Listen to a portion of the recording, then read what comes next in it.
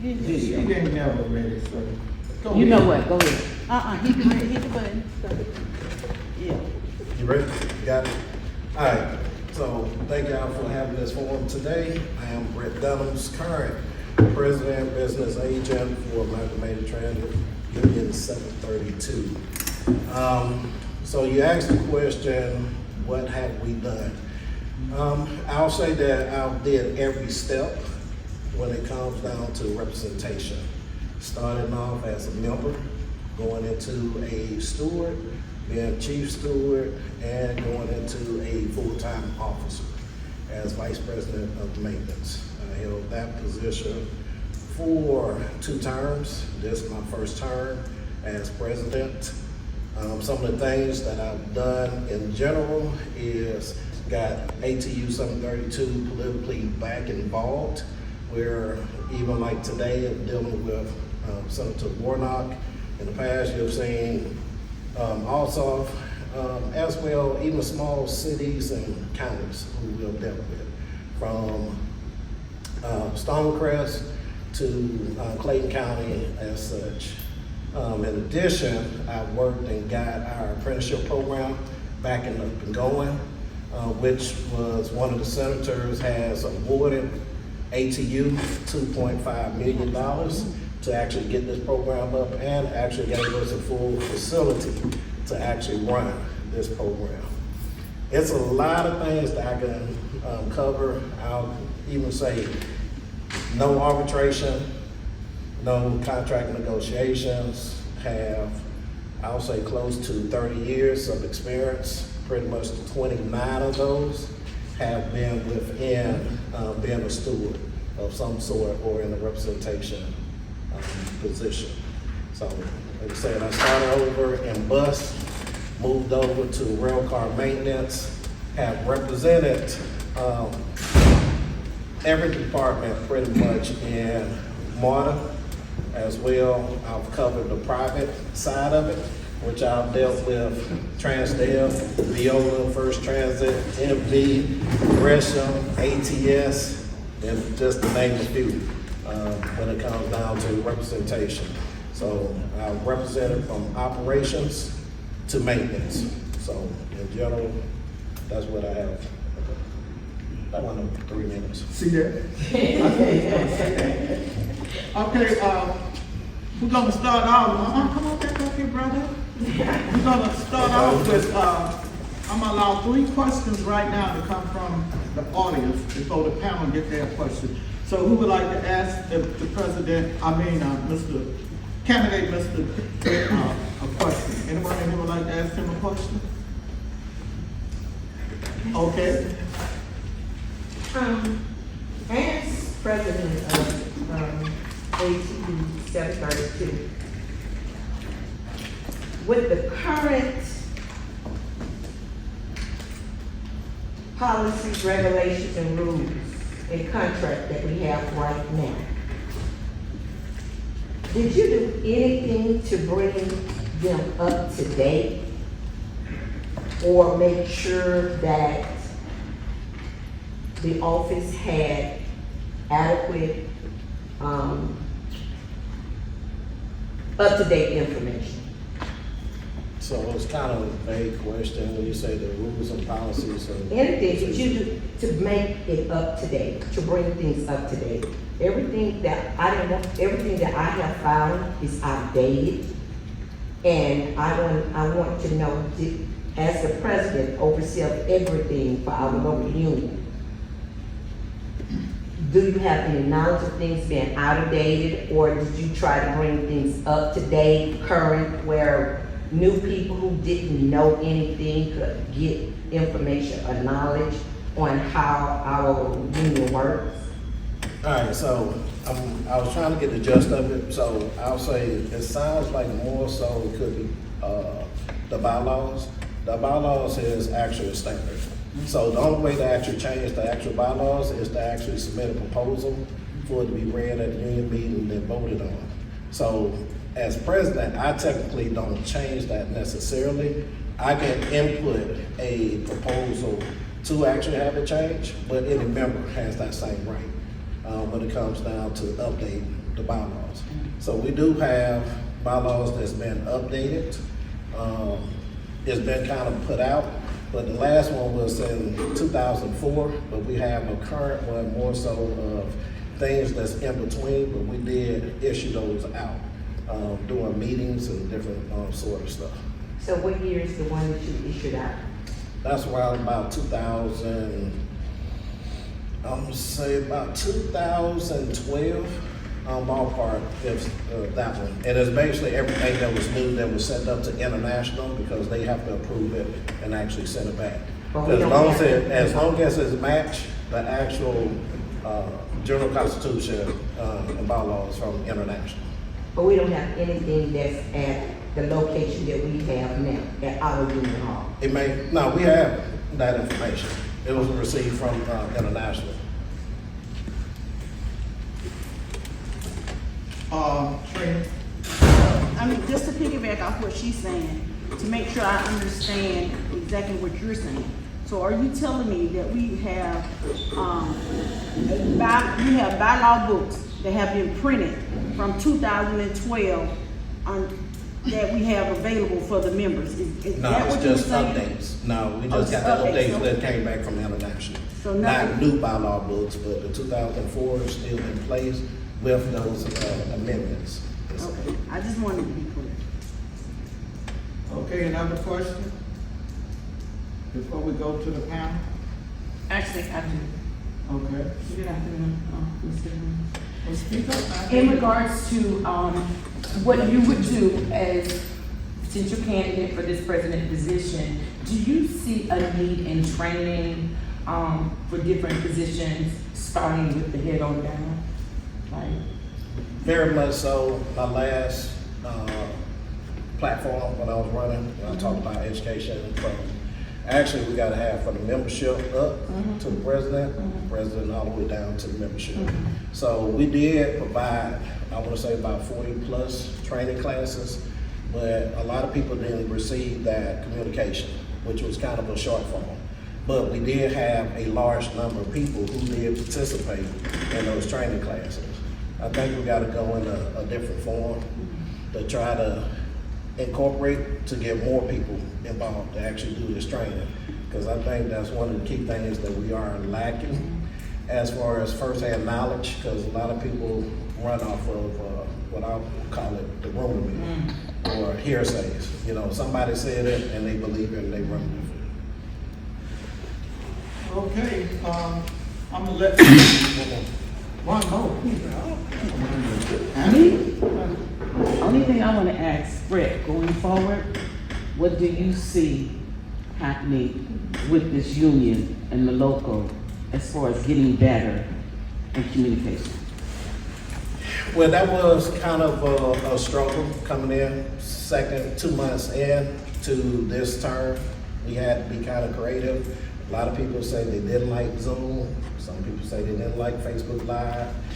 Whatever those means was, a lot of people kind of pushed against, but there's on the other end, a lot of people said they like it. I know when it came down to Facebook Live, individuals talking to people, saying they was able to go back and look at the recordings. So I did take a hit that was on that one because a lot of people came to me and say, I'm not on Facebook, so I'm not getting the information. We came up with the newsletter. It wasn't really getting circulated. So some of the things, and some may have jumped on GroupMe, which we had that session because everybody got a cell phone. And we was sending stuff across on the GroupMe, but then it became a more so attack piece, and it was really supposed to be used for receiving information, not attack mode and everything else. But when things come up, we wanted to have that outlet to make sure information got passed along. So in general, it does still have to improve. Okay. Ken, do you have a question? Yeah, I just got a couple. How you doing, District? As far as the ATL Regional Transit Authority, knocked this around over the past several years. How do you see that? Is there a strategy now? Have we developed a strategy moving forward to address the implementation of that legislation? And how do you see it adversely affecting non-model property? So the first one is how kind of thing is, like I mentioned earlier, being more political. We've asked for a seat to be at the table on the transportation committees. So I've been active going down to the Capitol to make sure that we're in the conversation. So ATU now is more so we're listening and making sure whoever the legislators are, that they understand what our acts and what our needs are. Discussing it. And everybody probably remember it was House Bill 264. That we went down, we actually fought that, and for the MARTA side of it is they're already established as a own entity. So they wouldn't fall up under the state. I know the room bill keep on coming from the MARTA side of the membership, keep on asking what's happening with ATL Link. It's already been done about 6 years ago. Now, when it comes down to the private side, you have Gwinnett County. The last election, there was actually 50-50. They actually lost it by a couple, I would say 100,000 votes. With Cobb County, when it comes to them, I believe it should be up at this next election in 2023. And basically, it's the same thing with them. With the TAP committees and the commissioners up there, letting them actually know what our position is, because I know North Cobb was more so saying, hey, we want it, but South Cobb saying that they didn't. So actually, if it did anything, because the taboo word for the private agency is the word MARTA. They don't want to hear that word, because now, if it is, they have to choose if they want to be under the state or if they want to be under MARTA. So the ideal is to use MARTA Mobility as the example. It will be an actual agency that will be actually managing it. But MARTA will be actually the company overseeing it. It won't be like a county no longer or set up.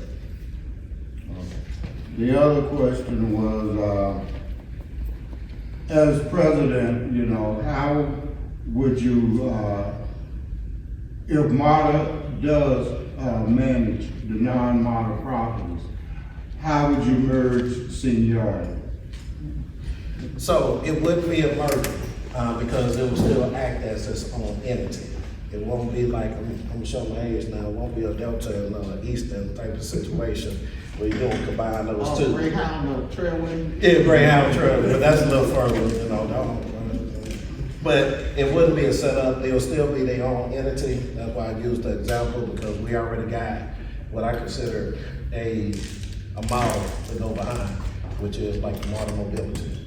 So we already know it's a management company, they manage it, seniority stays in place. Okay, Britt, I'm gonna go, I have to go with something different. So what I would like for you to tell me, just give me the main duties of the president according to both our bylaw and our international constitution. The president basically oversees, chairs, pretty much all meetings. They're actually the deciding vote when it comes down to it, but that individual actually selects.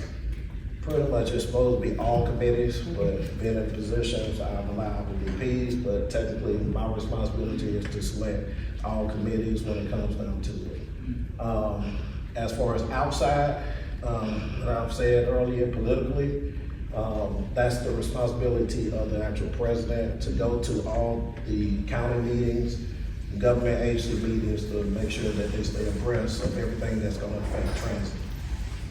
What about, one I wanted you to really expound upon, but you didn't.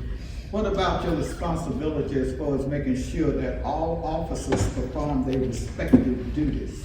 So it does allow me as president to make sure that each officer, all the way down, do their duties. But in the midst of it, if the president absence, which we call incapitated sometimes, you know.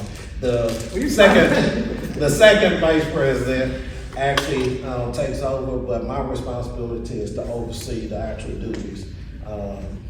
If it gets up to my level, if they're going through, starting with the VPs, anything that's going through the grievance process, go to arbitration. If it's not resolved or questioned, I have to answer that back to them. As well, they're supposed to turn in particular information to make sure even on our executive board meetings that it's listed, that is actually itemized so that we can discuss those topics in the executive board meeting, which will turn come to the membership meeting. And we'll discuss those that's there. Okay, one more question, and this has to do with negotiation. Okay. Do you know what a zipper clause is? I do. A zipper clause is basically like your zipper. You can reopen it back up. But we are not in favor of that because a lot of times, you know, companies want to give you something or potential say, let's come back, and I can use the example of Dr. Scott, if y'all know who that is, which we went 18 months without any type of raise. And they say that we will come back to it, but actually, how she said it, we would think about it. And that was some of the things that you don't want to do because you never know what the future holds for you. I want to thank you for that, because what people don't really realize, that zipper clause, once you zip it up, I don't have to come back to it, period. So I'm glad that you know about that zipper clause, because that was very important to me, that not only you know about it, but the vice presidents are to know about it, because they're also on contract negotiation. Yeah. All right, thank you, Brett. That's all the questions I have for you. I had 15, but I thought about time. I had a lot of them for you, but I'm not gonna give you 2 more because you might get mad at the other 2. All right, Rick. There are 2 types of health and safety committee. That was gonna be, but he ain't got nobody running against it. There are 2 types of health and safety committees. What are the 2 types of health and safety committees? The joint health safety, and then you got the new bipartisan healthy. So now on the new one, or let me start with the old one. The old one is in our contract for most properties. There's a joint health safety where you have equal amount of members, 3 and 3, that sits on there. But we don't have no decisions capabilities on there. We basically present them with information that has come from the members to the actual safety committee. And what happens at that time, management takes that information with no responsibility behind it.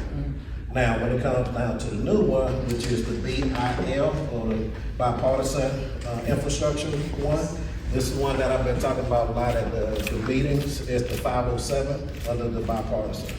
Here, we actually have a seat at the table.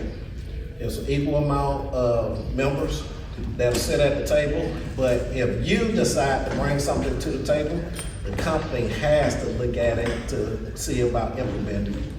So we now have a more of a leadership decision-making role outside of the regular joint health and safety. Thank you, but it was one that I was looking for, particularly because we do have it. It is called the Local Union Health and Safety Committee. It is also in the Bible. So that one was also important. But thank you, because I didn't know about that other one. You're blocking the So video. it's 3 now that I have. You're blocking the video. Sergeant Carr, he's in another meeting. He asked me to ask you one question. Well, they're gonna have to wait. About the retirees, that's all he wanted to know. What is the union gonna do about the retirees? What he told me? I'm gonna use them. It's like, if they come around, like I think we talked about earlier, we utilize them as events. They do right now orientation, they do different functions. Even on going down, I have a former retiree that used to go to all the meetings up in Kyle County. Yeah, so it gotta be a little more I can give to you, but my key thing here. And then also we use them on the pension plan. And? Well, I thank you for that. We're just still hoping that if you come through or the Stop other that. person comes through, that will remain the I'm same. feeling like Star, we ain't here for that. All righty then. Thank you, Brett. I appreciate it.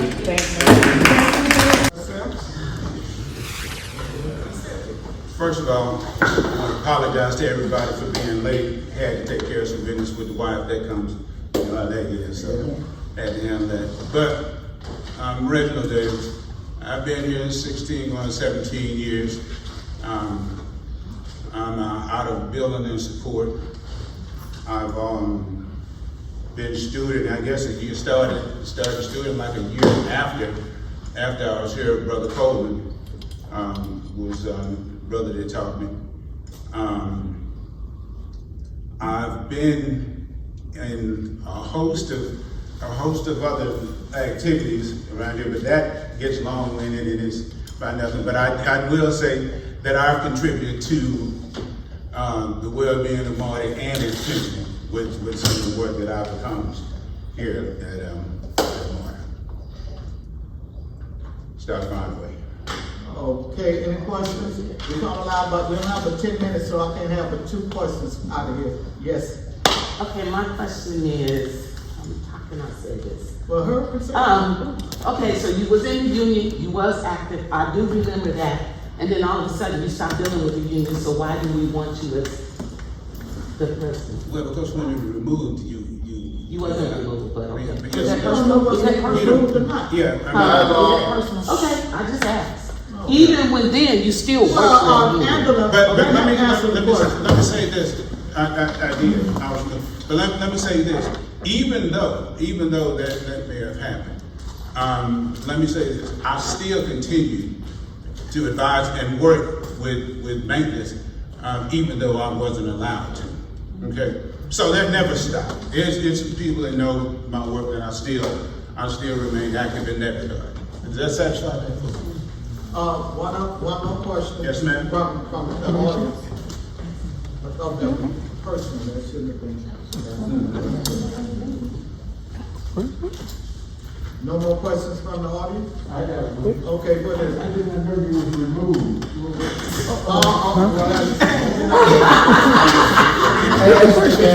Reggie, that was asked and answered, let's move on. Is there another legitimate question? No, it's not. Yes. I want to know what have you done for the union? Yeah, what? What have you done for the union? What some of your history, like what have you done to help the union? Couple of things. I headed the effort for us to get Clayton County.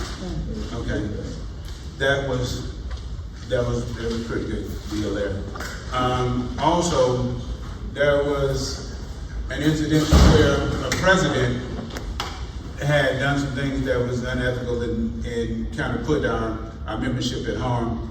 And I was the chairperson on the trial committee that overseen that incident. A lot of people. It was a sad day that had to happen, but per our bylaws, 22 was clear. So it had to happen, and it did. So. You say you was the chairperson? So who? I'm sorry. Who? Black? Oh, yes. You was the chairperson on that one? Well, yeah. No. But you said you was. I'm the one who filed the charges, so I know. All right, we're not gonna get it on. All right, I'm gonna ask you some questions that pertain to the office of president, nothing personal, okay? Okay. I don't like personal questions. Reggie, could you tell me the duties of a president according to our international constitution and our bylaws? Yes, the president will oversee the meetings. The president will also appoint will appoint members to, will appoint committees not otherwise outlined in our bylaws. The president will also appoint, in the absence of the VP, the president will also appoint if we are in the last year of that appointment of the term, right? Okay. Also, the president has a responsibility to support political endeavors that involve this local, to make sure that this local is politically engaged, so that when certain legislation may come down that impact us, our president has a duty to be involved and engaged in that. What about the president, supervisory position? What does he supervise? What does he supervise over? He supervises, he has most VPs that he has supervised, and he also ensures that the contract and our bylaws are being adhered to. All right, the other thing, does the president have a fiduciary responsibility to the union? Yes, he did. He has a fiduciary responsibility to his members. Yeah, fiduciary responsibility to his members. Yes. Okay, you mentioned the pension. You said that you had something to do with how pension is. Oh, when I said that, that meant that the members, the employment that we gained through Clayton County meant that we had more workers contributing to the pension. It didn't come out like that, but that was my intent. Now, we didn't, Okay, you understand what I'm saying? Because of the employees that we gained in Clayton County. yeah. Well, I'm gonna say this and then I'm gonna let it go. You have to know the difference between a defined benefit plan and a defined contribution plan. Do you know the difference between the two? That's one thing that a president has to know if they're gonna sit on that pension board. So do you know the difference between the two? And then we got to know.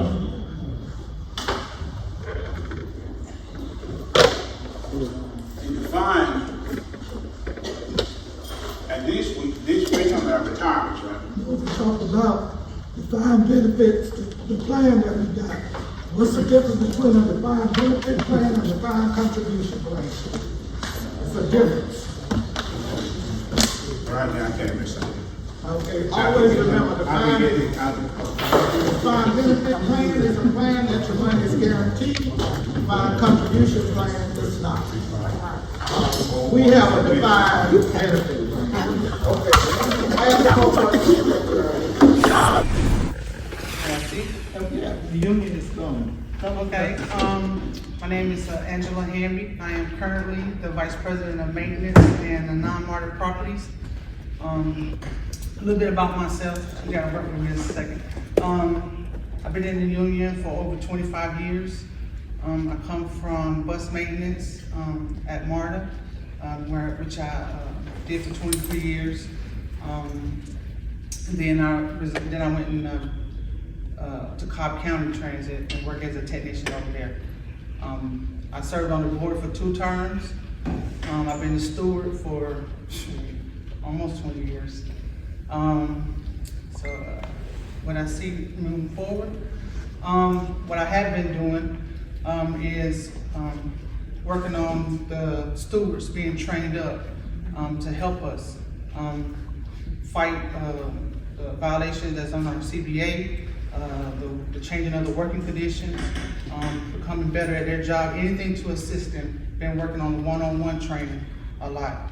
I feel as though that's a whole lot better than the big training. But however, I have been at all the trainings for the FMCS and the local union training, and currently we're working on the NLRB. I spoke with them to get us some training to help us with the non-market properties, Cobb and Gwinnett County. So I've been focus mostly on that, so the grievance procedure process to help us with arbitration, just building those files and getting what we need to get ready for arbitration, so that we don't take cases, which we do have a lot of cases that we really need to move forward, but we need quality cases. So we really was struggling in that area. We still are struggling a little bit, but we're not where we used to be. So I'm very grateful for that. I see us becoming more organized on different levels. One of the things that we've done in the past 3 years was build our local on a political level with outside and other affiliates, helping them with their rallies so that they can call and help us. We can call and help them with ours. So that was very important. Another thing that I have done is Atlanta didn't have a Philip Randolph Institution charter down here. We had successfully started a charter in Atlanta, and ATU is a major part of that charter. So I would like to let y'all know about that too. Just 3 minutes. I'm sorry. I know she have a lot more to say, but, yeah. All right, now I will take questions from the audience. Are there any questions for her from the audience? Yes, okay.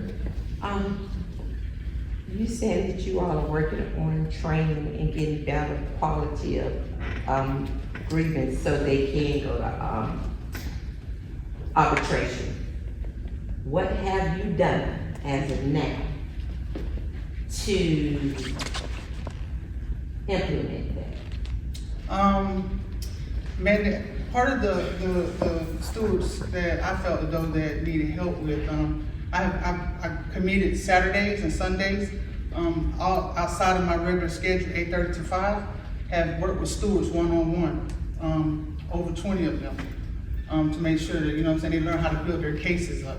One of the things when I first started as a steward that I felt like that we needed was, we didn't have that kind of training. They just kind of like put you out there, you bumped your head, you came by the office, and that's how you learned. And I felt like that when I first started becoming a steward, one of the things I kept asking the local for was training to help me to do my job, because I felt like it was a big, large responsibility. We carry a heavy weight liability-wise, because the local can be sued. And so I take that very seriously.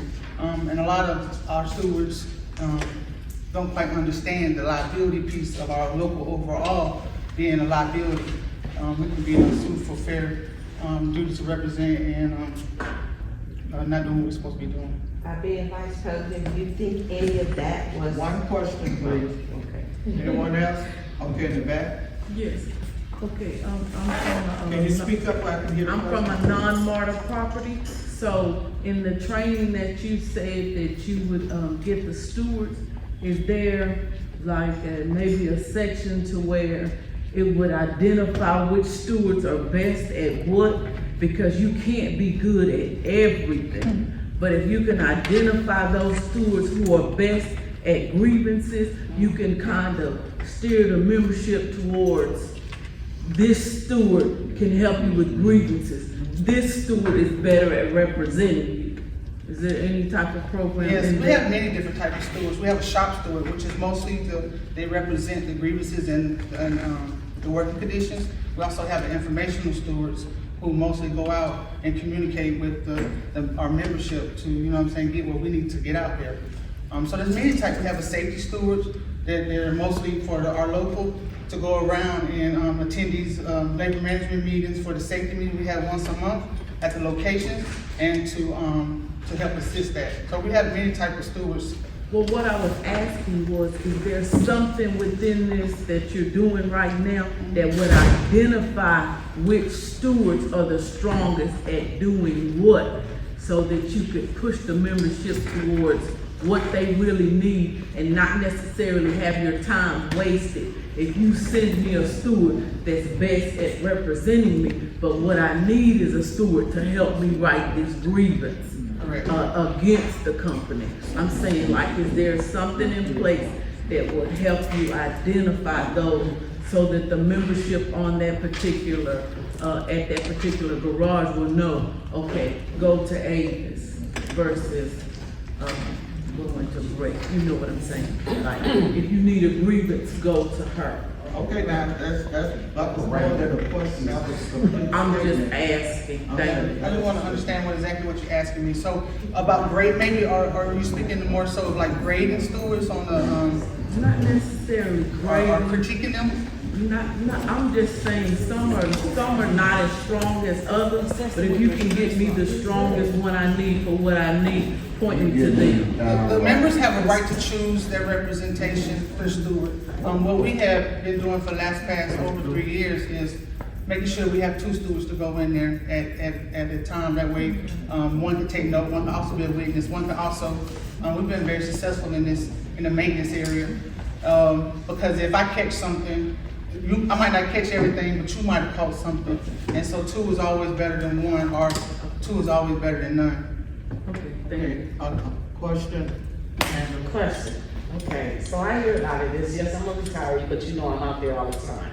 Going forward, I know that you guys are super busy, but do you think it would be possible going forward if you become the next that you have a 24-hour service to get back to people? It is very annoying that don't call back people.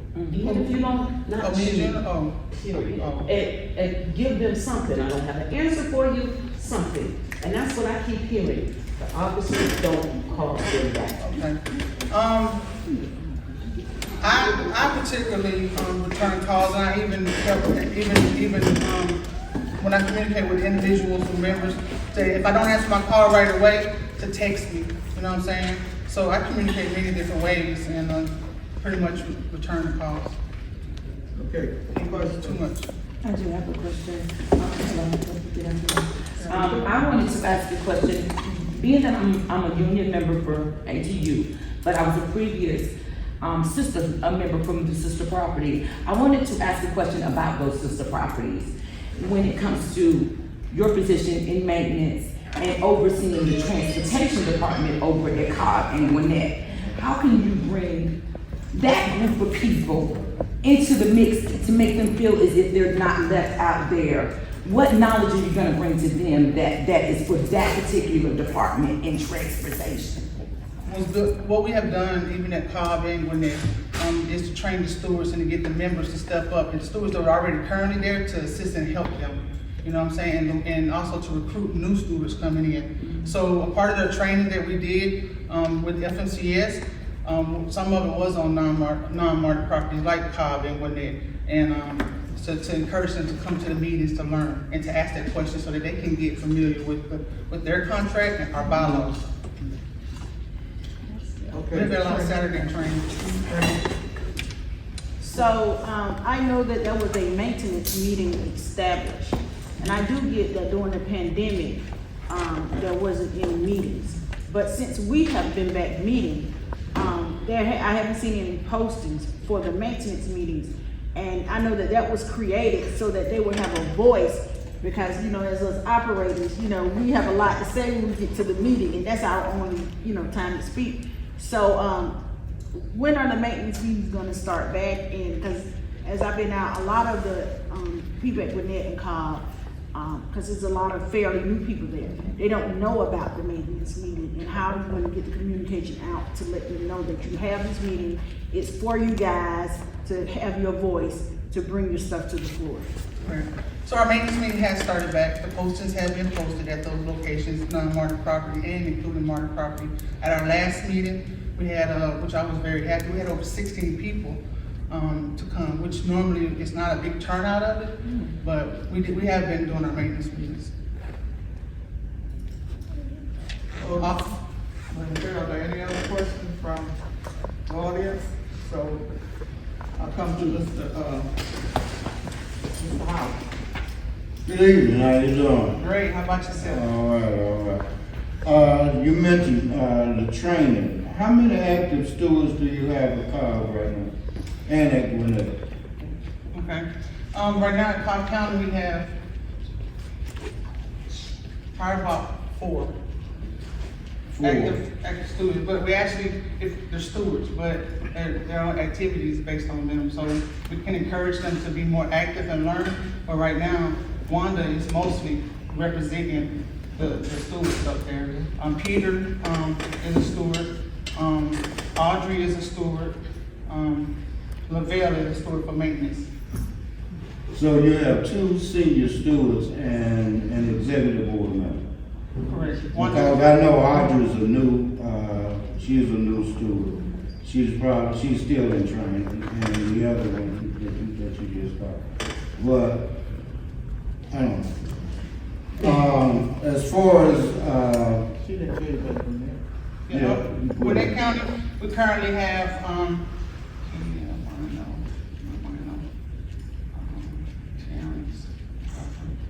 about 6 currently, about 6. and 7 with the executive board, who also double duties as a steward. Okay.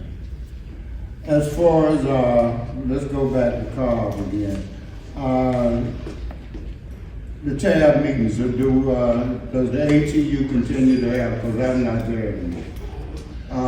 Does Carl have, representation at the we call it tab, so you know what I'm talking about. It's the Transportation Advisory Board in Carl. It oversees transportation. Well, Kyle and Gwinnett has, Point of order, out of order.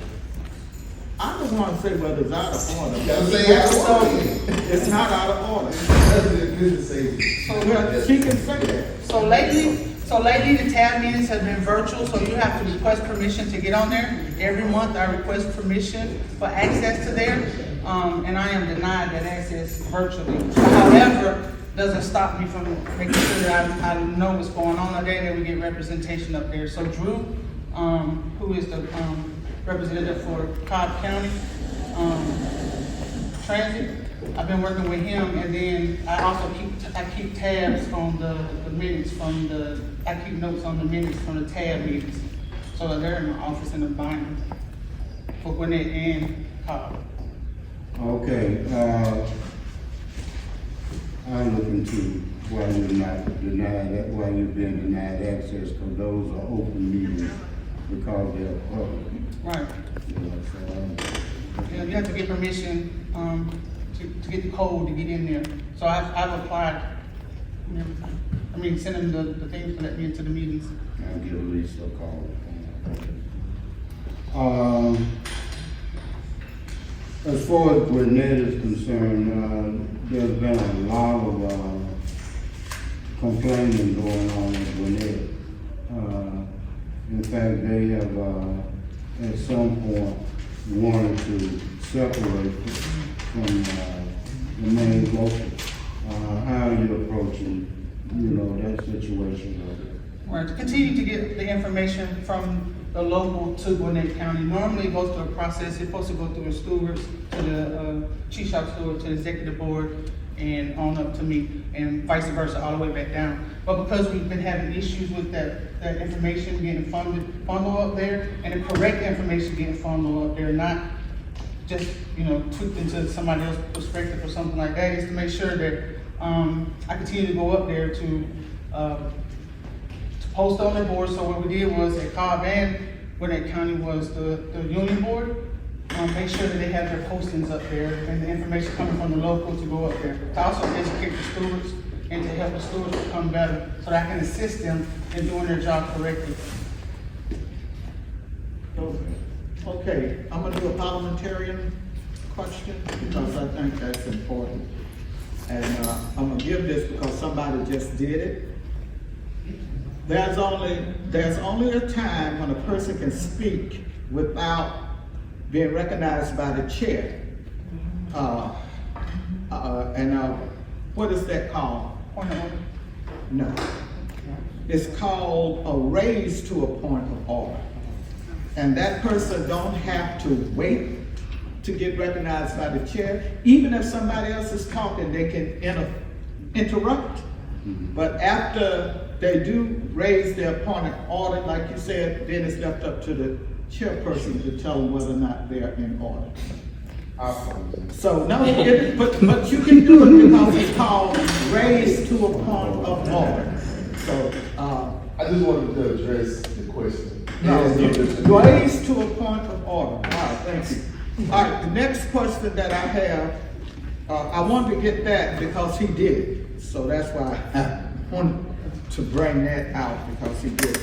When you're doing arbitration and you don't really go through arbitration, there are several different ways that you can settle that grievance without arbitration. Can you tell me the different ways?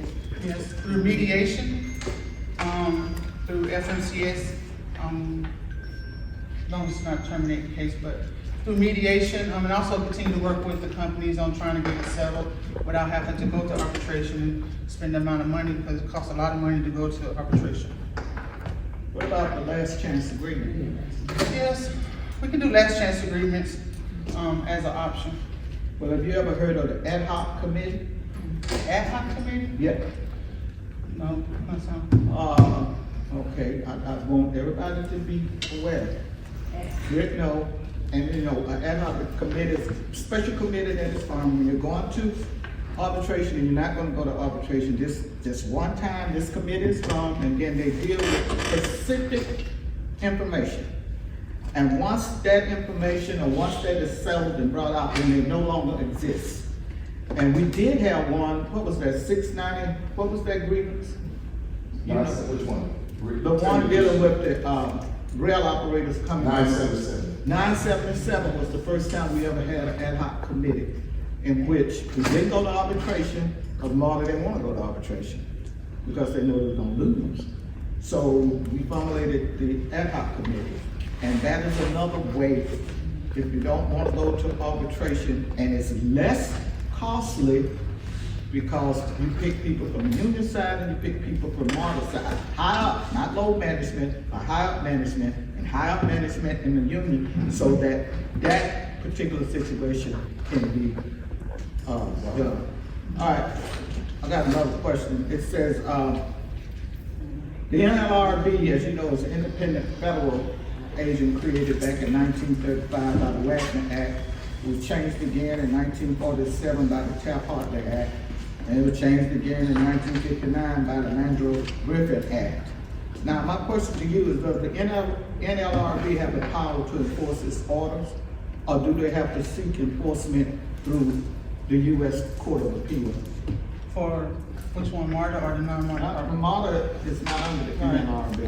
I just wanted to That's show why about. I'm asking, because MARTA is not, but since you deal with non-property and they falls under NLRB. And So then- my question is, does the NLRB have the power to enforce its orders that they give, or do they have to seek enforcement through the court? No, they have the power to enforce their orders.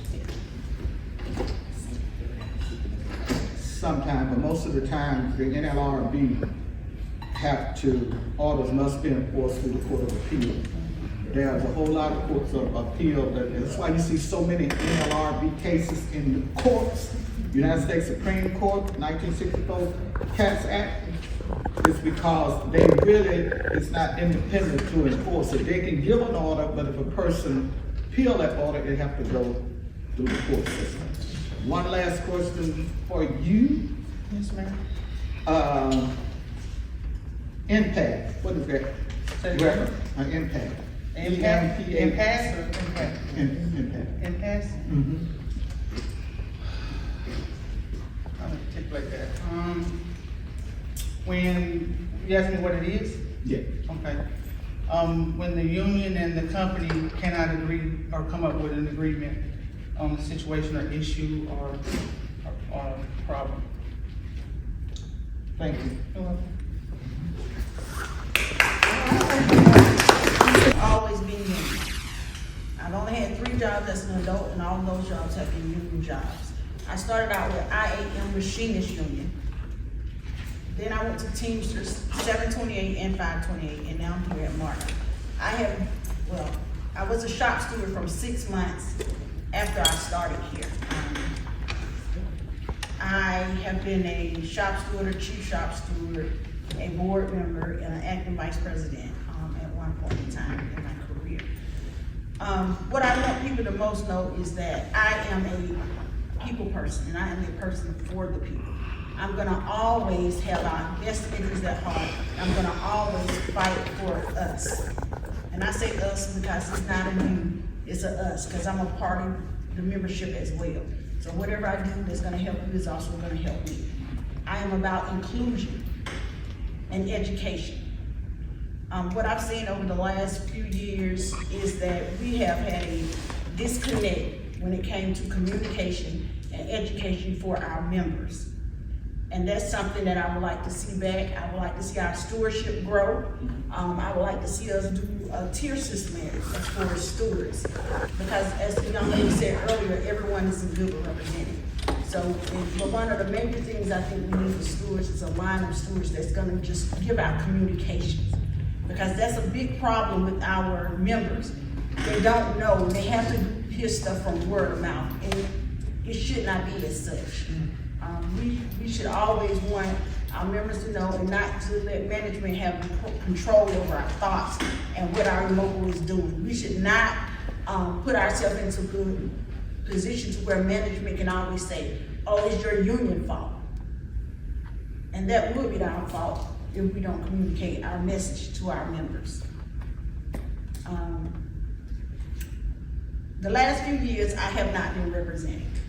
And I know a lot of people say, you know, hey, Trina left and Trina quit, and this and that. Trina did not. Trina was removed as a shop steward. But even in being removed, you know, when someone came to me, I did offer assistance. You know, I even made calls to ask, hey, I got a person here, can I represent them? Because they're here now, no one here. And I was just told that, hey, just pass them off back to us and they'll get it done. You know, I am about ATU. I have spent my own money, my own vacation time to travel to get education. And whatever I've learned, I brought it back and I've helped this membership. We, as members, have to get out of the mindset of we liking a person. This is a business. It's not about if I like you, if you're my friend. It's about who can do the business. Okay. So 3 minutes. Okay. Okay, now we will take questions from the floor. Ms. Curry. Trina. Okay. Anyway, the job that you're running for is a job that, how can I say it? It's not a job that if you've never been, this is my opinion, never been a shop steward or did this, and you jump right into it, and you don't have any knowledge or anything, it's not that easy. So, have you ever did arbitration, been first chair? Tell me what you've done when it comes to arbitration. Okay, yes. I have second chair arbitrations. I have put arbitrations together. I even trained people to do arbitrations before.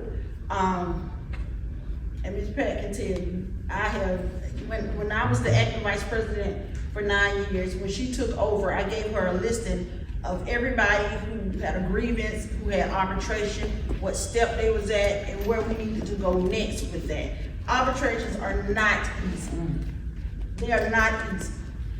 And we as a local, in my opinion, we cannot continue to put people in who gotta go get training for the very things that they're gonna have to jump right in and start doing. It's a lot, and we're already behind the 8 ball. So, you know, it's a hard job, and you gotta be prepared. It's not a 9 to 5 job, it's a 24/7 job. It takes time away from your family, from your children. They suffer. And I know firsthand because I've seen people who've had children who've gotten into this position and it was a struggle. I've seen people who have spouses and it caused an issue with their spouses.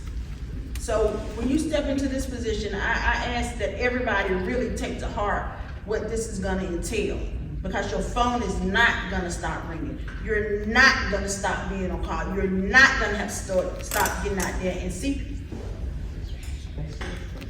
Okay, there a question? Yes, ma'am. One quick question for my group is, how would you address or handle people who get injured on the bus and these occurrences that they did, how would you change the way they got it? What would you do different? Okay, so just so I understand your question, you said how would I change when people get injured on the bus and they get an occurrence? Correct. Okay, they should not be getting an occurrence, because if you got injured on the bus, that falls under workers' comp. You do not get an occurrence for workers' comp. In your contract, it tells you that that is one of the excused absences. So we already have that language, so it's a matter of applying that language and letting management know that that's a no-go, we're not going for that. One other question, please. It's only one question. Anybody? It's only one, Okay, she said it's only one question. Only one question? Yes, ma'am. Trina, do you, only communicate with people when you have a ballot in your hand? Because several people have told me that they tried to communicate with you and you ignored them.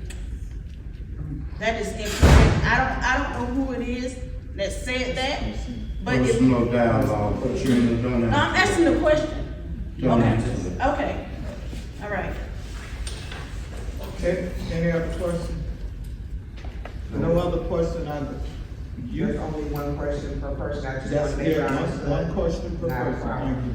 All right, go ahead, do you have any questions for her? If not, I'll do it. What do I have to, Trina, you're gonna, Miss Trina. Trina's fine.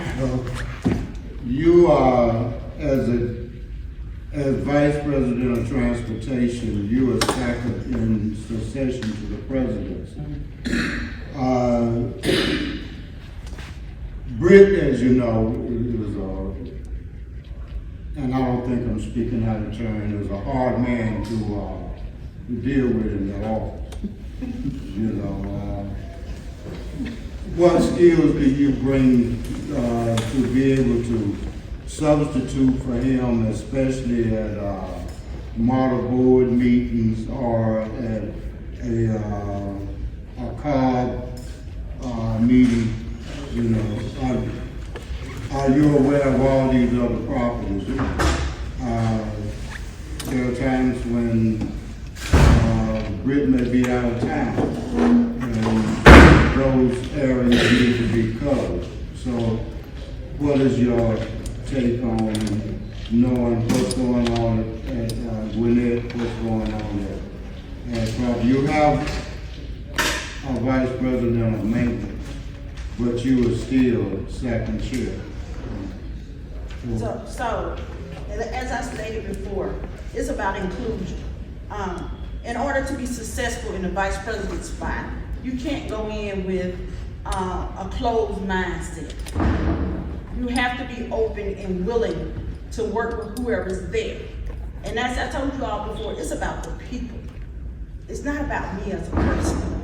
It's about the people. And when you have the want to help the people, then whatever barriers you have in communication with any other officer, then you find ways to break those barriers so that you all can be on one accord, because it's about the membership. And the more that the officers are on one accord, the more that you can get the membership together and for them to be on one accord. So yes, in those meetings and stuff, and fortunately for me, in prior years and prior vice presidents, I've had the opportunity to go and work with them on different issues at the other properties in maintenance and so on and so forth. So I'm not just versed in transportation. I'm versed in other areas as well. I know, a lot of maintenance language. I'm not gonna stand here and tell you I know it all, because I do not. But I know quite a bit, and I've represented in just about all of those areas as well. And I'm willing to do so at any given time, because we have to work as a team. And just like, I heard Angie say that, instead of sending one steward in there, you send two in there. Well, instead of sending one officer in there, it's best to go with an officer and a couple of stewards, because you want to make a presence. You want your presence to be felt when dealing with management. Thank you. Trina, back in 1962, I wasn't born yet. most of them in here might not have been, but I was. But this has nothing to do with when he was Okay, born. This is right. something that you should know. Okay. Whether he was born that or not. Back in 1962, there was something called the KATZ. And what it was a violation of section 885. And it gave the person, this is long, the 13C. Okay. 13C is invalid. Okay, I'm What it listening. does is that, it tells an employee that before they can make any unilateral changes in working conditions, they must first notify the union and give the union an opportunity to bargain on that particular change they want. Okay, can you tell me 3 changes that if the company tried to change, make a unilateral change, that they cannot unless they notify the union? Changes to your working conditions. Changes to, changes to, is it the work rules? That's one. And to your contract, that would be the other. Cause they can't make changes to the contract. It's about 12 of them, but you go ahead and, I don't want you to do 12. I just wanted you to do, I just wanted you to do. And I'm gonna be honest, listen, and I'm gonna be honest, you know, these questions will come in. It's nothing that I've studied to try to, memorize stuff. It's not, you know what I'm saying? And, Pat, I'm gonna be honest, I'm not this pride, I can't come up with all this stuff. No, I want to ask you to do 2 and you did 2. Thank you very much. Okay. I said, I thought you well, said 3. I said 3. Yeah. But those are some of the things, and Well, but whether your brain is fried or not, I'm trying to give it a jump start. I'm speaking pride. I'm still pride. Okay. Another question that I want for you is this. And I'm sorry, but you've been through one of mine before, so. Yeah, the questions are different every time. Time check, 2:30. Excuse me? Don't talk to somebody. He said,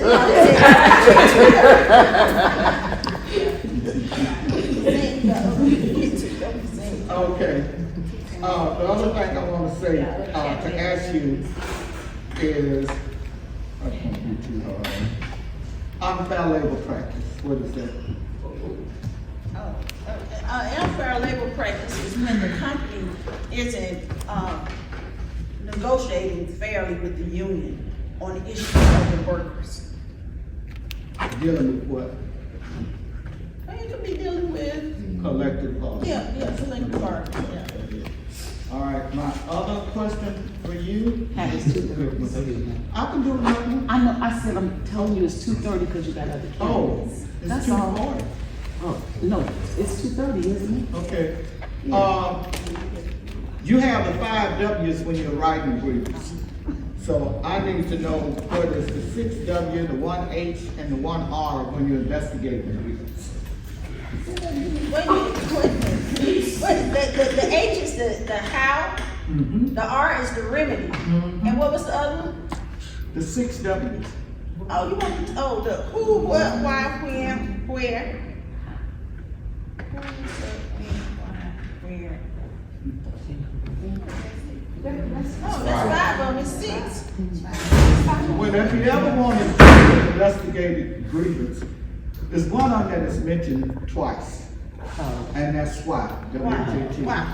And you have why is what happened in dealing with the employee story, but also the why will also deal in the remedy, which is appropriate. So there, the investigating grievances, there are 6 W's, 1 H, and 1 R. Thank you, Trinidad. My name is Katrina Beecham. I'm a bus operator out of Perry Garage. I have only been at MARTA for approximately 6 years. I want to start off giving you a little bit of my background. I have a BS in mathematics. I have a master's in adult education and training and a doctorate working on as we speak in management. I have over 27 years experience plus in the union. I started out at the post office And of course, I had corporate classes that I taught on how to deal with management and the union. That was contracted where I actually went out to different companies.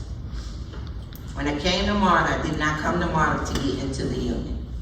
I feel like I was forced in the union based on things that I was going through. I did not appreciate the lies. I did not appreciate the non-transparency. I did not appreciate no accountability. I do not know everything about MARTA. I do not know a whole bunch of rules in that book. But I have done a crash course in the period of time that I have been here for my own case. I know what you can do to the union, and I know what you can do to a company. I'm not afraid. I'm not doing it to get out of the seat of the bus. I am transparent. You come to me and you ask for something, I'm going to tell you what I do know. That I don't know, I'm going to look for the answer.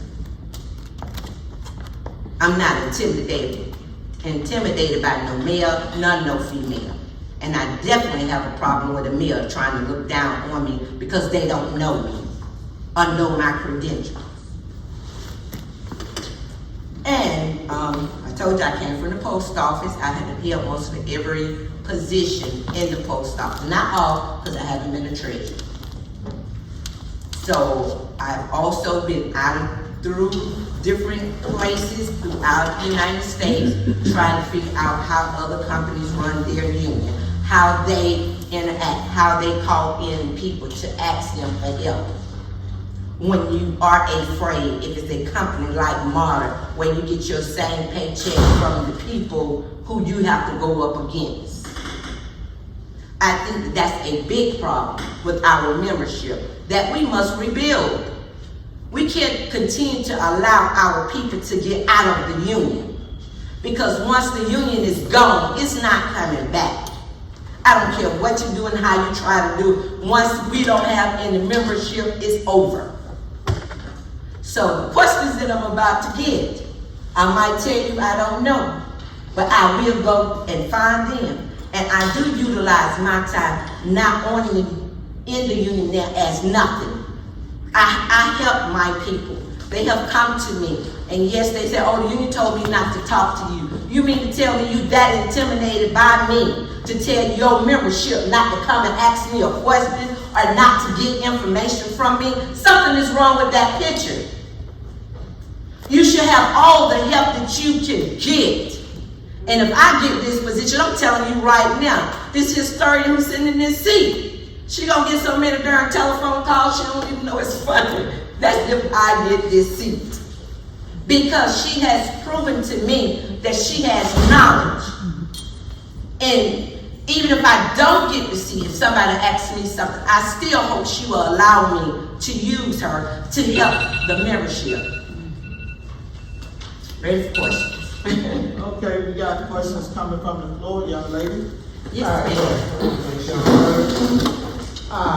When you, if you get this position, how would you change the union to encourage other folks to come and folks to come back? First of all, I'm glad you asked that question because that's on my mind. I've already given the answer to people I have talked to. I will make sure that you see somebody, if it even have to be me, from the president, the vice president, the board. You should at least be able to see somebody out in the field at least once a month. It's no reason. We're not that busy when you cannot put on a calendar that I want to go out and visit the members to see what they're going through face to face. And if they can't have my shop steward say, hey, when you write, if you take down something to somebody, I will make a special trip. Because like Trina said, this ain't no 9 to 5 or whatever the time that you want to sit in that office or wherever. You might have to do something differently. You might have to think outside of the box to get done what you need to get done. And our union need a lot of work. So we need to be outside of the box on a lot of things. Okay, we're gonna have just 2 other questions. Now the time is running short and we got several more people. Okay. Okay, my question is, you said you've been at Martin for 6 years? Yes. Okay, and, my question is, so you've been at Martin for 6 years, but you've never been a shop steward and I have. at MARTA. Oh, okay, yes. You've never been a shop steward at MARTA, and this position calls for somebody that knows a lot about grievances, Yes, ma'am. how to deal with management and stuff like that. Have you ever did grievances, arbitrations, or any of that? You asked it at Martin? I have done it, yes, that was my first statement about, I come from the post office, I have over 27 years experience at it. I've been in every position, but you didn't so say I have done grievances, yes ma'am. I have done arbitrations, yes. I have gone in to see when things have gone to impasse between companies. I also teach these things, and what I don't know as going out individually, I definitely will find that answer out. And I like for people to keep me accountable for my word, because I am who I say I am, and if I'm not, be woman enough to come and tell me in my face that I am not. Okay, young lady. Yes, ma'am. Well, preferably you get the position, but if you don't get the position, are you still willing to go out and talk with the members who have gotten out and encourage them to get back in?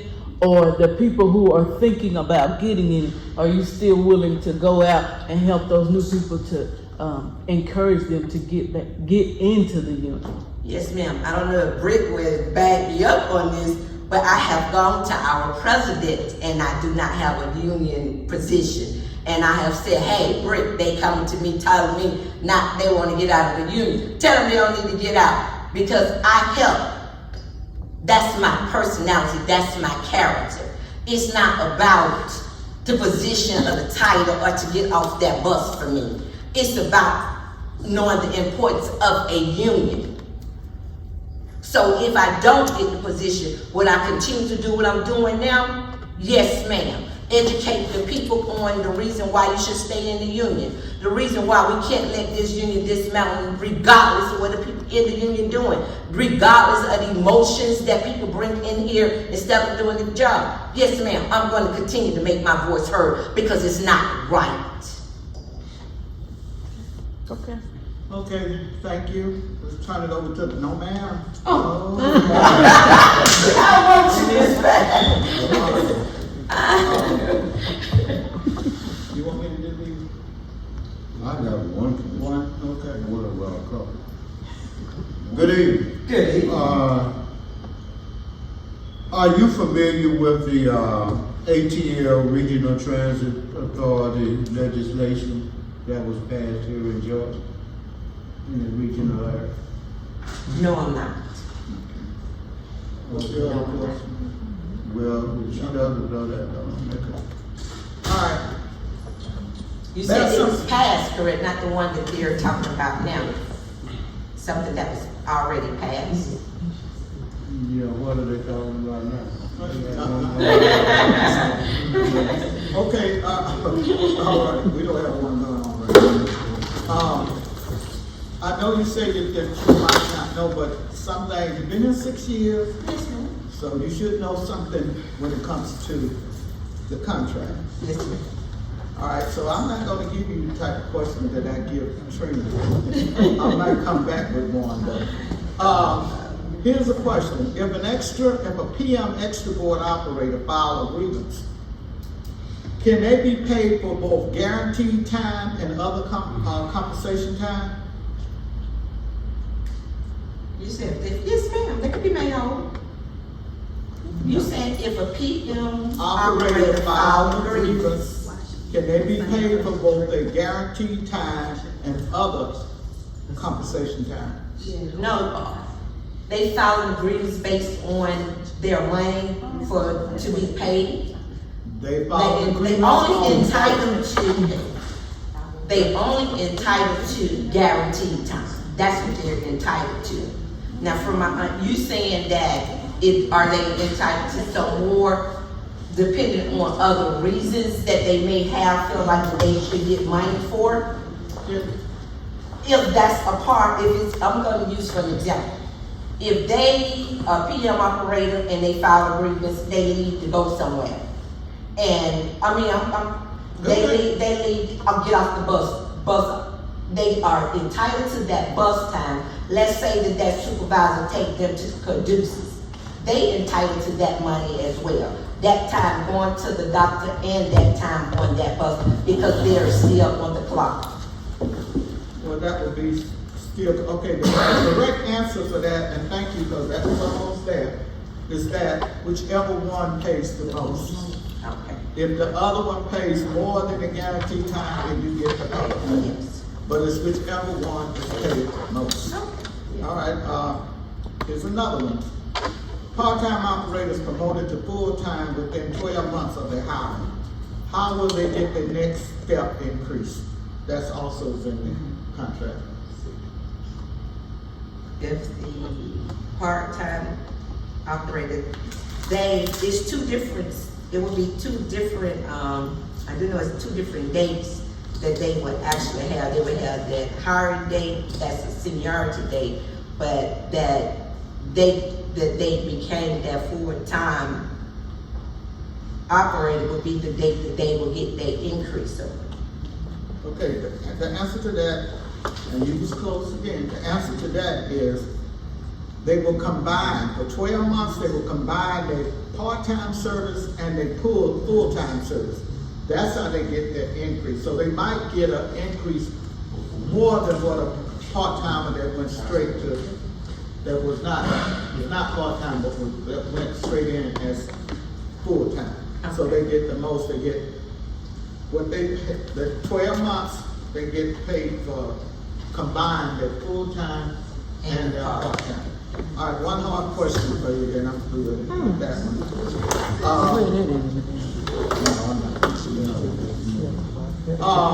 Okay then, that's, all right, we got to move on. Question, she said the floor is Oh, no, we got to move on. All right, the next one is Ronnie Gresham.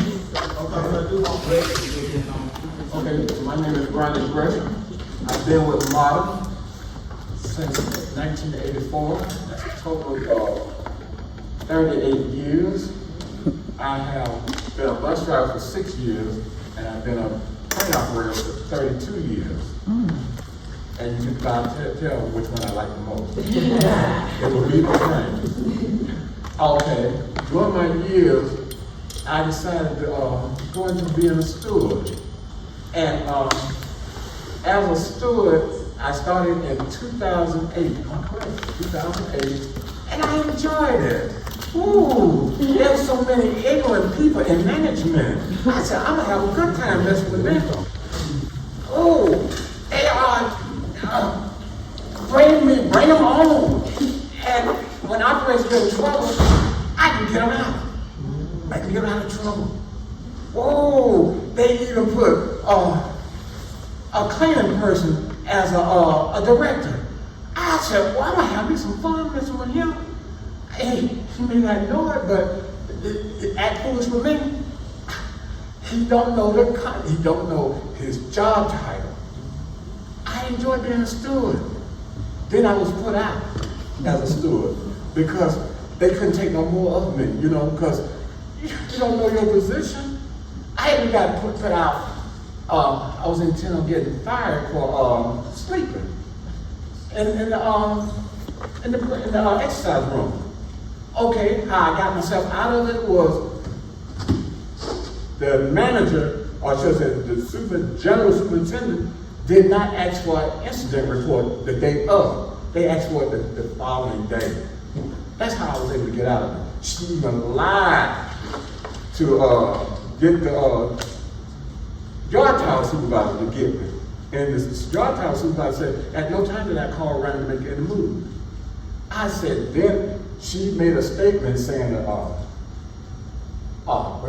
she said, Ronnie be a better person when you come back off his suspension. And you know what? It was back to business again. I enjoy every minute that's with that woman. She thought she had me, I had her. And then so she went on ahead and went to another company. Because she couldn't take no more of me. Then I was to move again, as a steward, with Britt now, you know. Okay. Well, what happened there was, I was sending an email, and when I saw what happened, I said, I couldn't retrieve the email, you know, and so it hurt the person that's in charge of transportation. He was hurt. He was really hurt. I tried to explain, but I'm not going to listen to that. 3 minutes. Okay. Okay, question from, yes, ma'am. You said you've been there like 38 years at Marta? 38. What would you change about the union to get new members and also to get the old members back? What changes you make? Okay, the change that I will make is the I will come out to the property of mine and see what's going on, you know, because when I was executive board, I did not use union funds to say that I'm on union business, but there was no union business. I always was there to find out what's going on in my department, and of course I know bus as well as rail, and I'm just shoo-in for the bus as well.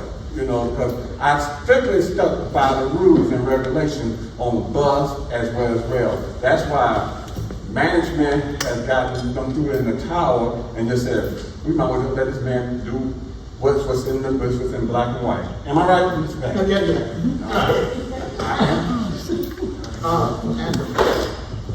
Question, Ronnie, have you ever did or been second chair or done grievances? Yes, always. I have always did. Arbitration or grievances, we're talking about. Oh, arbitration. I only had one arbitration where later won so much.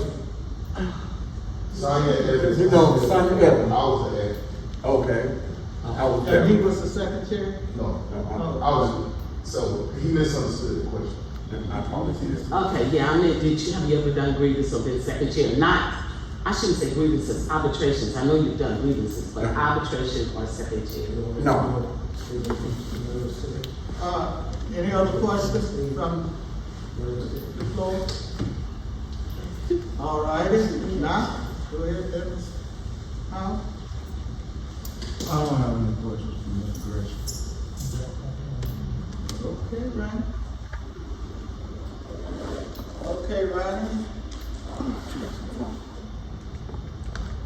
Ronnie, there are 3 types of past practice. 3 types.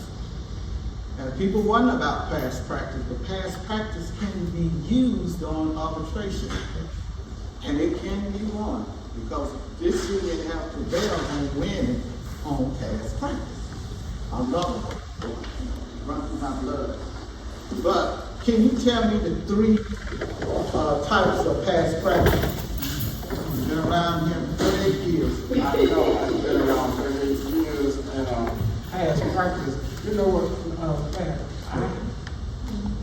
I say that? Yes. Okay.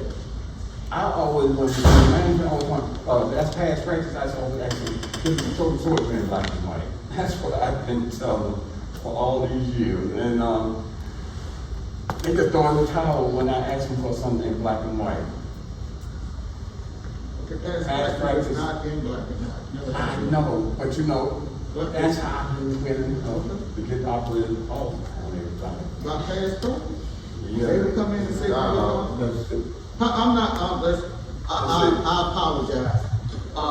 Okay, that's how you say, get them out for past practice. They don't have it in black and white. All righty.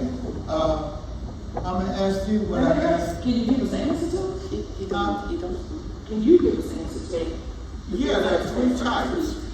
Clarified practice, independent practice, and conflict practice. There are 3 types, yes. All righty.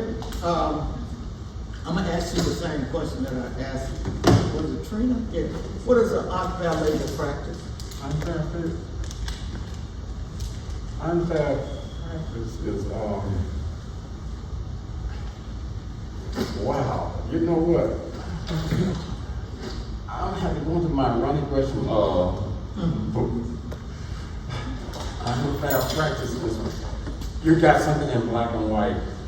I hate to say it, but it worked with me all the time, you know, what's in black and white. And if you're doing something you ain't got no business doing, you ain't got no business doing it, because they don't have to call me to go in there and represent them, you know, on these situations, you know, unfair practice. But they don't know, models don't, managers don't never do it with me, you know, because they know I'm gonna find a loophole, you know.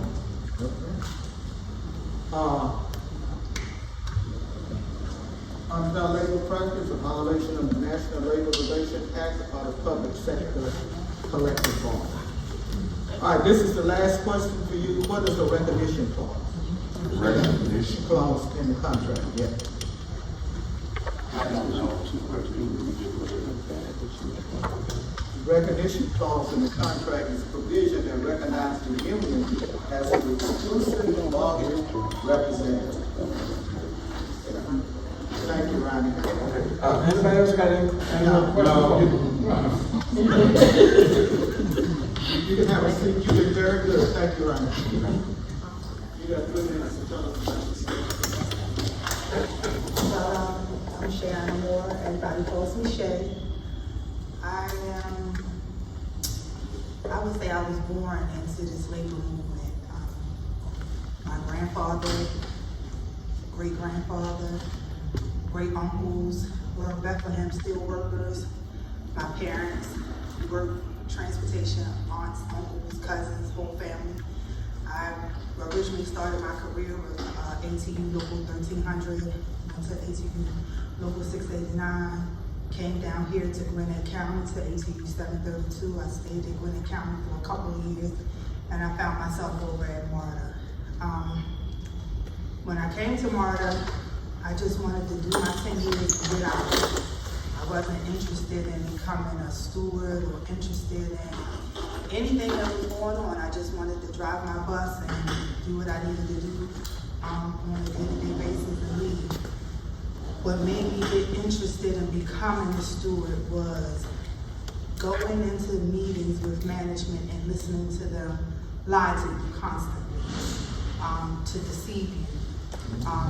Listening to my coworkers talk about how they were being harmed, how they were being put on unjust discipline, watching people it became disheartening just to watch people come in and throw their boards in and throw their keys down and just say, just screw it, I don't want to be here.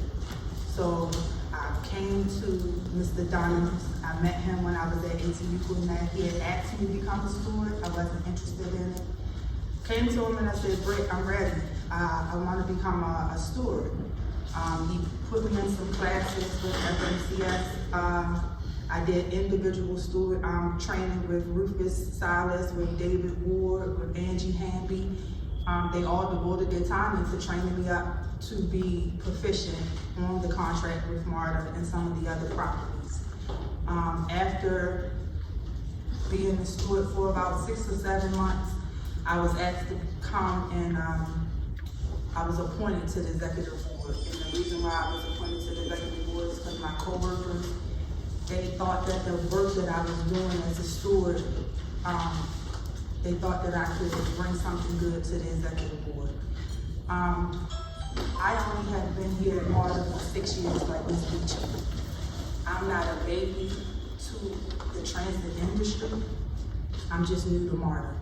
And some of the things that are here at MARTA, I don't understand. I don't know all of the policies and procedures, but I do know what's in that contract. And when I go and represent members, I use what's in that contract. I don't deviate from the language that's there.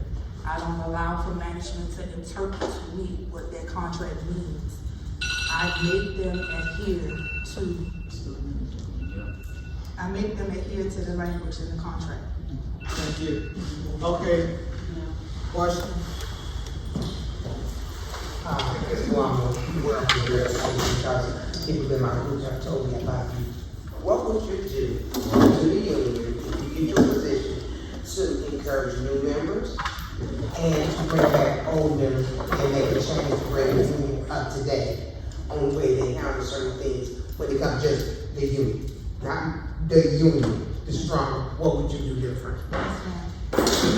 One of the basic things that I've started to do is I've started to go into training classes to kind of get an idea of why people aren't joining the union, and to explain to them what is expected, what they can get from joining the union, to encourage them to come and be active, because people like Trina, like Mr. Ward, they're getting their tenure. They're closer and closer to retirement age, and it's important that we preserve the legacy that's here within our union. So I have started having more camaraderie with people who are coming through the door, trying to place them with operators or members that could be mentors for them, because I feel as though they need that. When you first come to a company, you should be placed with someone who has some type of seniority, that knows what the rules and policies and things are, that can help you along your way so you don't get frustrated and want to quit, or and people who can get you the proper information. What I've done to try to bring people back into the fold of the union is those members that I have, well, those co-workers that I come across who are not union members, and I have to go in with them for discipline. I show them what the union is about. I'm not going to throw you under the bus because you're not a union member.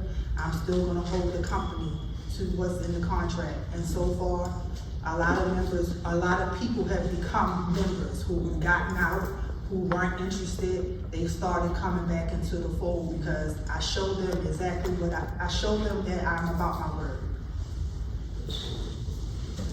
Question? Okay, so I'm a retiree, so I do know this. So I'm gonna ask you. A lot of people think when you become VP, shop steward and all of that, you're supposed to strong arm Martha. But there's an old saying, I go, you get more honey with sugar or something like that. So I'm asking you, because I've seen you around, what is your rapport with the management when you go in the shop steward? Because it makes a difference. Yes, ma'am. I have a pretty good rapport with the managers. We have a level of respect for one another. I don't bulldoze people unless I have to. I'm not disrespectful to them unless they're disrespectful to me. But for the most part, I haven't had to have any type of unfriendly or uncandid relationship with most people. Most of the managers, when I speak to them or I come to them, I'm able to sit down and have a conversation with them, and I'm able to really deal with the issues at hand without having to file grievances and things of that nature. Okay. Yes.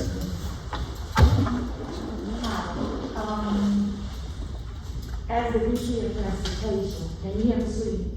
As the VP of Transportation, will you feel comfortable enough to come into the miscellaneous department and to like traffic checkers, station agents, and represent us if our VP is not available? Well, that wouldn't be something that I would cover because that's not my department, but as a steward, I've been in those departments, servers, materials controller, print room, down in the rail. I've been over to Avondale, MOW. So I kind of make myself available to everybody because I feel like if you need some help, if I'm available, if I have the time, and I will make time, I will, come out and get you some help. I wanna, if I can't help, I wanna get the information to someone who can help. Yes, ma'am. Okay. As VP, I understand that you said you're still doing some training in the steward department, but as a VP, we often tend to focus on our problems with management. As a representative for the ATU for many years, my worst and my most formidable problem has been with members.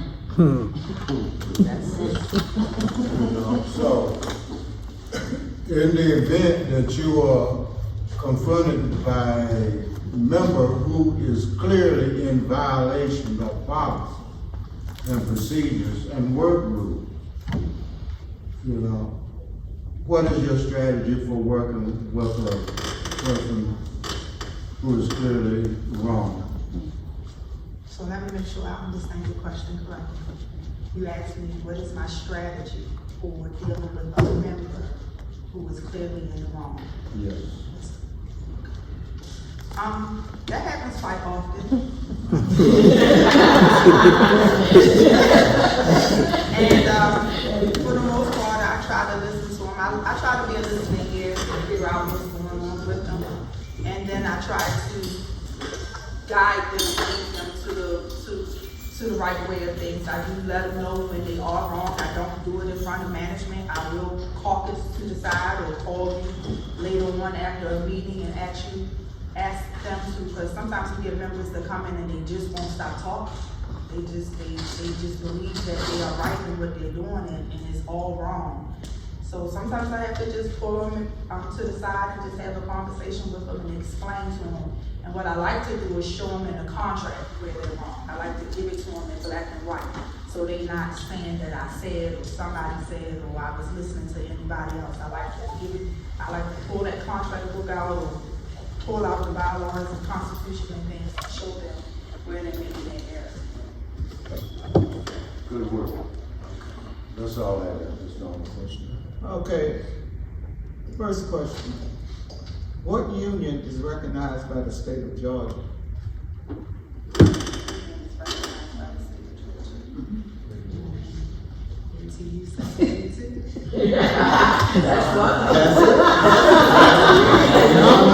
That is the only one.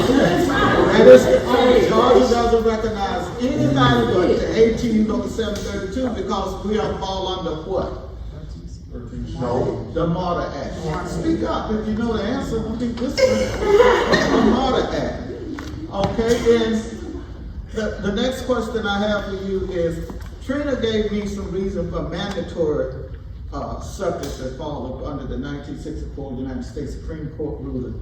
Can you tell me what a company can do and don't have to contact the union? Just give me one. When they want to, how do you say, when they want to lay off, when they want to decrease their workload, or if they want to, if they need to start laying people off. No, they got to deal with us with that. No, the best one that you all should know is that they have the right to close a plant or to eliminate a complete department without coming to the union. But that's layoff, isn't it? Layoff is in there. When they have a layoff, they contact the union because we can bring them back. After a layoff, they can be brought back. But to eliminate, sometimes you can eliminate a department and they don't go nowhere now. Excuse me? I know we all be thinking. But the contract also says, no, stop. Wait a minute. I'm not dealing with the contract. Okay. Because the contract does not supersede that 1964 ruling of the United States Supreme Court. That's true. I'm sorry. And that is what it says. And another one is the selection of supervisor. You know, we like to tell somebody who's selected as a supervisor, they don't have to get our permission when they select a supervisor. We don't want it. But the closing of a plant that they can do. But layoff is mentioned under, if I'm not correct, everybody can, under 13C. And whenever we got something under 13C, oh, we're involved in that. Okay. I've been involved in 2 layoffs with Mark. Okay, if you have $1, I'm not sure. So again, all right, the next question I have for you is just fill in the blanks. If a rail operator qualified for working in the bus division, they must give blank notice prior to blank if they intend to return to the rail division of market. I'm sorry, can you repeat the question? If a rail operator, qualified rail operator working in the bus division must give a blank notice prior to blank if they intend to return to the rail division. And So 30 days notice prior to see the next upcoming markup? You got the markup card, but it's 6 weeks. They must give a 6-week notice prior to markup. 6 weeks. That's also in the contract. I have one more for you. Well, I'm waiting for somebody else. But I got one more for you. When you are handling a grievance, what do the member expect for you to do to handle a successful grievance? You will determine that your success as a steward by doing what? I just only need 3. 3 things that you must do if you're working on a grievance and you're a steward and you want to be successful. If the member thinks you're doing a good job for them.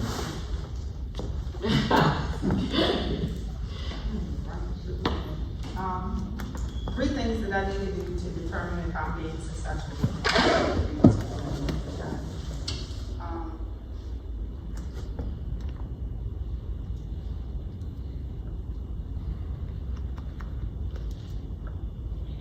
Knowing what's in the contract. That's one. Enforcing the contract, that's one.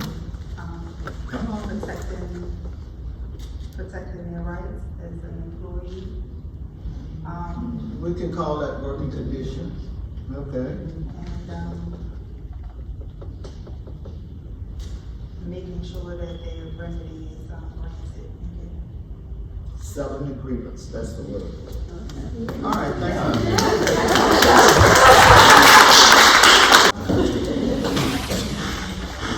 Good afternoon to one and all, my members, my sisters and brothers.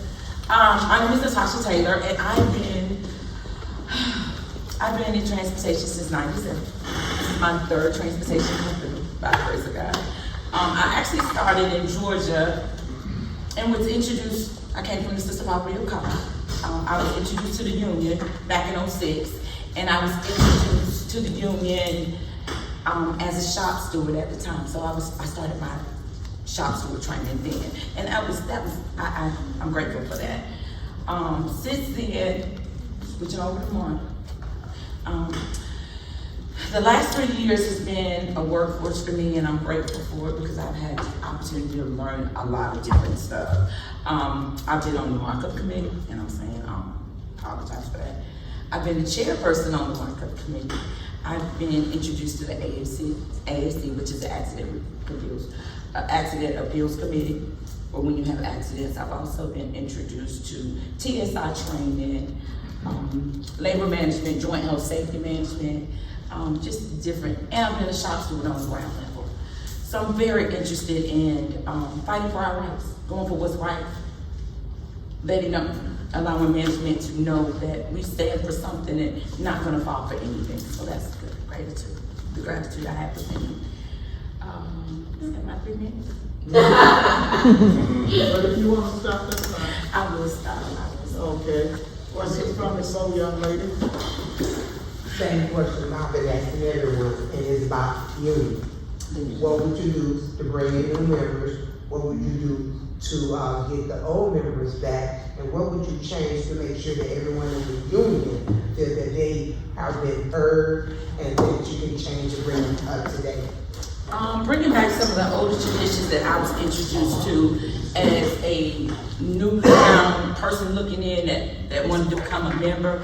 I saw a lot of functionings. I saw younger people being drawn in by something, one of another, standing up, fighting for the local. Even small things like us getting together, fellowshipping together, having little picnics. I would try to incorporate stuff like that. Little tokens of appreciation, like giving out a t-shirt every now and then. It draws people in, it actually does. I would educate them on the contract that we have in place to govern us over everything when we go into management's office. I would educate them. I would share my experience with them. I would go back to the time that I came in the door as a younger parent, a single parent, not really knowing transportation and knowing the ups and down limits on transportation, that I would be here for my kids. I would share that experience with them and let them know that I overcame it, or time overcame And I'm sorry, you can go ahead. at the end of the day, it benefited me and my family in the long run by sharing the fact that I have a pension from this company, and it's only through a union that I got a pension from this company, and all the benefits that come within us having this union. So I've expressed all the things that I saw as a gainful way of having or belonging to the union, to better bring them in. And I would put them of use in service. Like some of the newest people, bring them involved, get them more involved, introduce them into stewards, introduce them into some of the committees that we have, get them more involved, and educate them.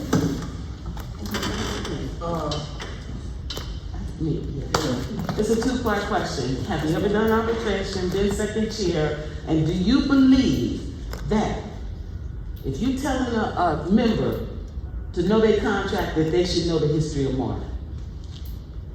Let me answer the first question. Do I believe that a union, if you tell somebody, you say to me, hey Angela, you know what, if you want to get through this company, you need to know your contract, but do I also need to know the history?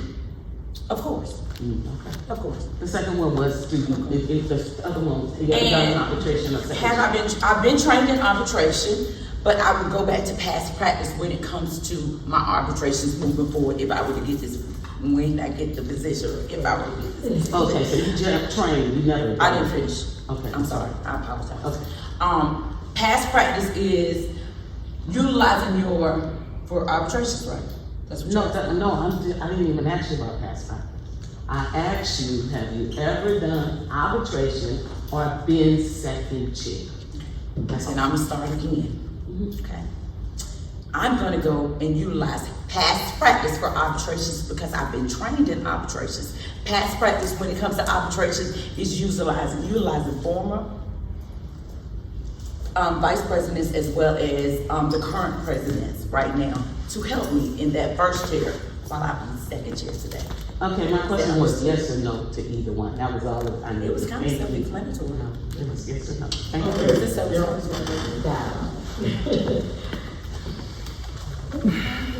Yes. Tasha, if you,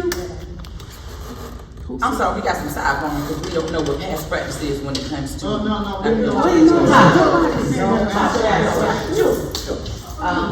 If you get the position, and you find out you have stewards on under you that you're responsible for, and they are not capable of doing the job or not doing the job, even if they are capable, how would you handle that situation when members are coming to you telling you this is what's taking place, A, B, C, and D? What would you do? First, I would have to start off on the basic level of training and work our way up. That means every single steward would be trained on the same level. And eventually, once you get to the process of the training, being responsible for coming to these stewards meeting, starting out with the training level of testing, within 6 months, everybody should be on the equal platform. If you're not, 9 times out of 10, your steward will see it's too much work and kind of weed themselves off. The ones that don't weed themselves off or see they're committed to this, because you have to have a commitment to become a steward, you work with that individual steward all the time. You don't give up hope. If you have, of course, if you have people that tend to be out in the field and they're misrepresenting the membership, take them aside, show them what it is that we are not allowed to do, and that's through the bylaws and contract. As ethical is a big problem. If they're not willing to change the way of their shop steward, if they're in there representing, I'll start with them, showing them the ropes. But if they're going to continue down this same path, then they'll fall up on section 22 and kind of need to be removed.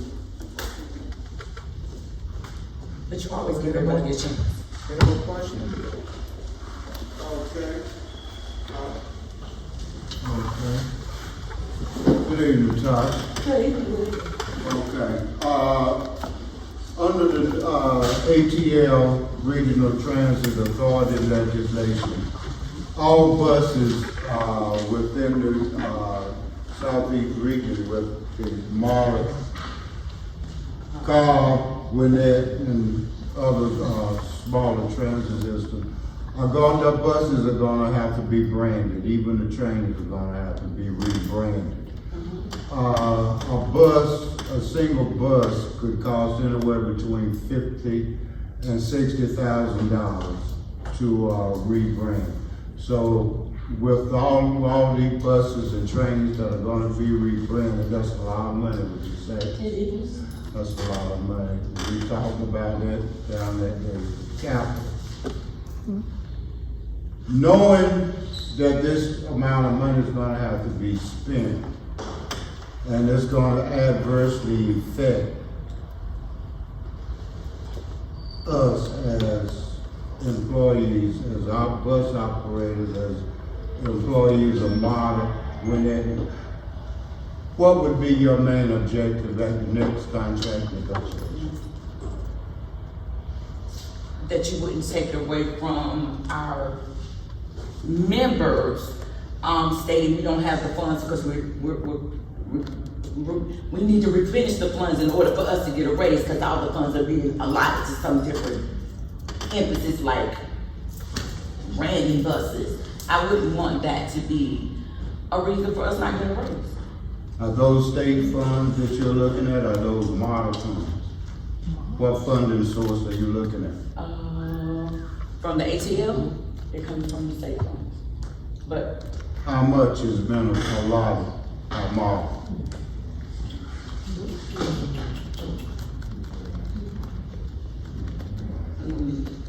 that I don't want to comment on because I don't know the numbers offhand. Okay. So $100 million that they have allotted.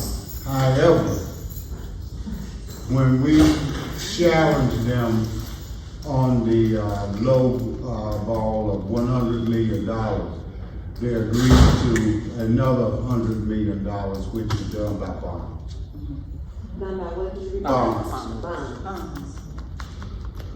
Right? All right. That's all. Well, how would you answer? I mean, what would you do? No, but I didn't. He's not gonna do anything.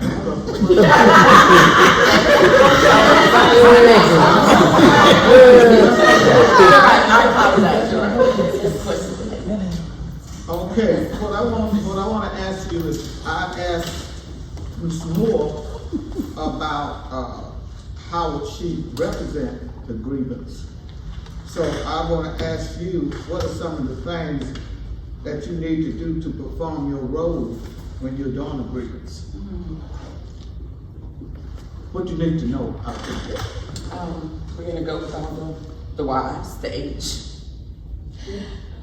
That's investigating, man. Yeah, I need to investigate all the actions from both sides, the person with the grievance and the company.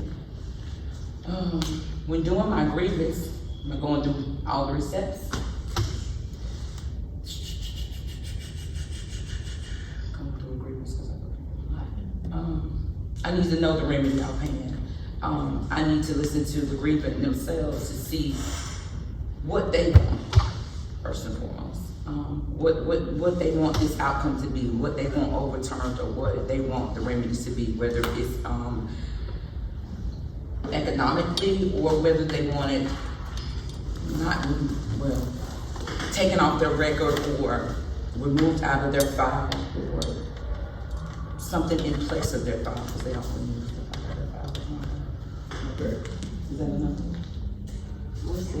All right. Answer the question. Don't answer it, just answer it. We asked him, he says. We was asking like you did everybody else to answer. The answer is, you should know your contract and your bargaining unit procedure.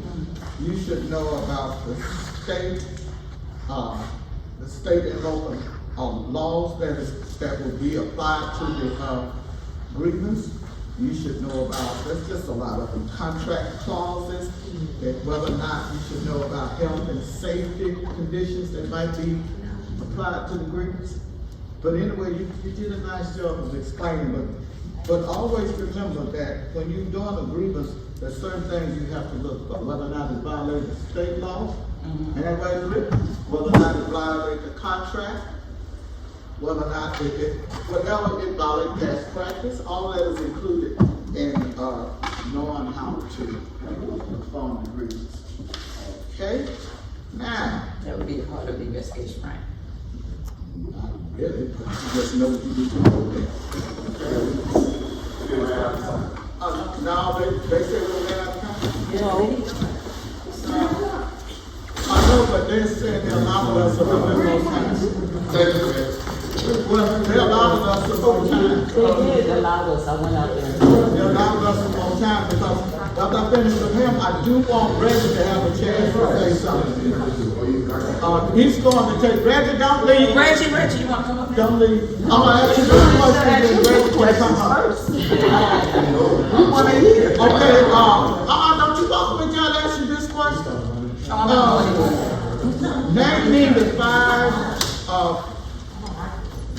the five conditions that can satisfy the 5 standards that's qualified as a past practice. The 5 standards that qualify as a past practice. Yes, the 5 standards that's qualified as a past practice. I'm passing that one.